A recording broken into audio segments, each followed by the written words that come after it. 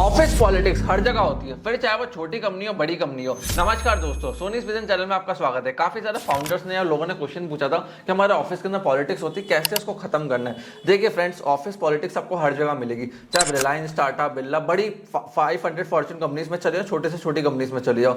इसको खत्म कैसे करना है, इस वीडियो को मैंने दो हिस्सों में डिवाइड करा है, एक एम्प्लॉय लेवल पे और एक founder and business owner level पे। तो पहले एम्प्लॉय लेवल पे बात करते हैं। देखो, अगर आप एम्प्लॉय हो, किसी कंपनी में काम कर रहे हो, तो पॉलिटिक्स में हीरो बनने की कोशिश मत करना, क्योंकि लेटर ऑन जो पुराने वाले लोग होते हैं वो जले जाते हैं और आपके ऊपर ब्लेम डाल देते हैं। तो पॉलिटिक्स में कभी हीरो नहीं बनना है, साइड हट जाओ, अपने वर्क के ऊपर फोकस करो, ग्रोथ के ऊपर फोकस करो।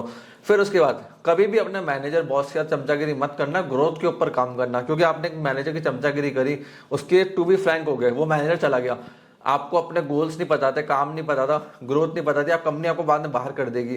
फिर सीधा कम्युनिकेशन रखो। अगर कई बार आपको ऐसा लगता है कि मैनेजर ने मेरे साथ कुछ और बात करी है, कंपनी ने कुछ और बात करी है, दो कम्युनिकेशन आपकी तरफ आ रहा है, आपके साइड में कोई एम्प्लॉय बैठा हुआ है, वो आपसे अलग बात कर रहा है, कोई थर्ड बात कर रहा है, कंपनी ऐसा सोच रही है, ऐसा चल रहा है, तो सीधा कम्युनिकेशन रखो, क्योंकि वो आपको बर्बाद कर देते हैं, आपकी करियर को, ग्रोथ को बर्बाद कर देते हैं। इसलिए कभी भी आपको ऑफिस पॉलिटिक्स के चक्कर में पड़ना ही नहीं है, सीधा अपने मैनेजर बॉस से कम्युनिकेशन रखना है, अपने रूल्स और गोल्स की तरफ ध्यान रखना, ताकि आप आगे बढ़ पाओ। अब फाउंडर्स लेवल पे बात करते हैं, कैसे आपको ऑफिस पॉलिटिक्स को ऑफिस में खत्म करना और धंधे को आगे बढ़ाना है। देखो, पहली चीज ट्रांसपेरेंसी रखो, सबके लिए JD, promotion, incentive, bonus clear रखो, रिजल्ट्स एंड नंबर्स के ऊपर बात रखो। ठीक है, ये एक सर्वाइवल का उनके लिए ऑप्शन डालो कि अगर आपको सर्वाइव करना है तो आपको प्रमोशन चाहिए, इंसेंटिव चाहिए, बोनस चाहिए, तो अपने नंबर्स और वर्क की तरफ जाओ। दूसरा, फेवरेटिज्म मत करना कि एक एम्प्लॉय को आपने कुछ चीज अलाउ कर दी, दूसरे को नहीं करी। सबके लिए इक्वलिटी रखना जरूरी है ऑफिस के अंदर।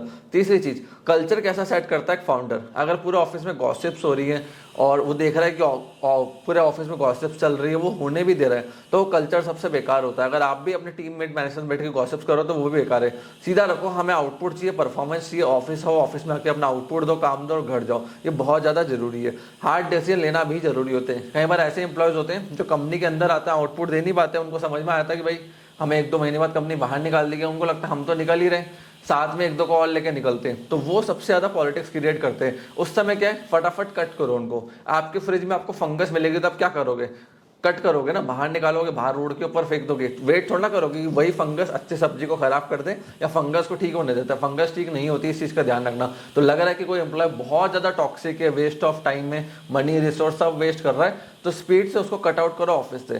फंगस फ्रिज में लगती है, तुरंत हम निकालते हैं, वैसे ही उस एम्प्लॉय को बाहर कर देना चाहिए। हार्ड डिसीजन होता है। फिर इसके बाद आपको अच्छे ऑपरेशन हेड रखने, लीडर रखने, पॉजिटिविटी स्प्रेड करनी है। पॉजिटिविटी बहुत जरूरी है कॉर्पोरेट वर्ल्ड के अंदर। हर जगह नेगेटिविटी फैली हुई है, और नेगेटिविटी फैल जाएगी तो एम्प्लॉय और डल हो जाता है। तो पॉजिटिविटी फैलाने वाले अच्छे ऑपरेशंस के हेड रखो।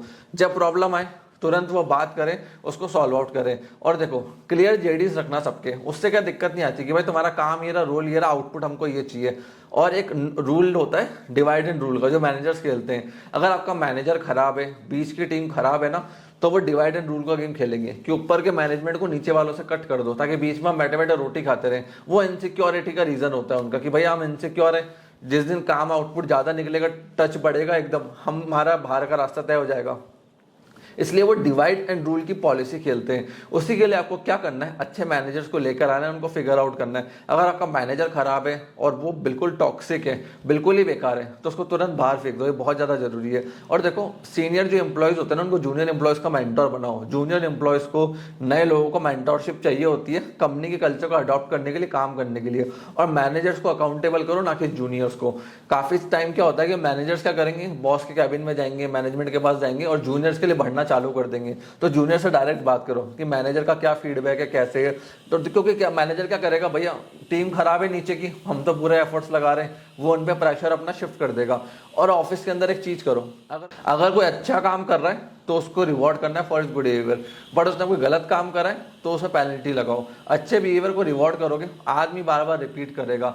नेगेटिव बिहेवियर पे पेनल्टी लगाओगे, आदमी उसको इग्नोर करेगा या फिर उसको हटा देगा, नहीं रिपीट करेगा। दुबई के अंदर होता है।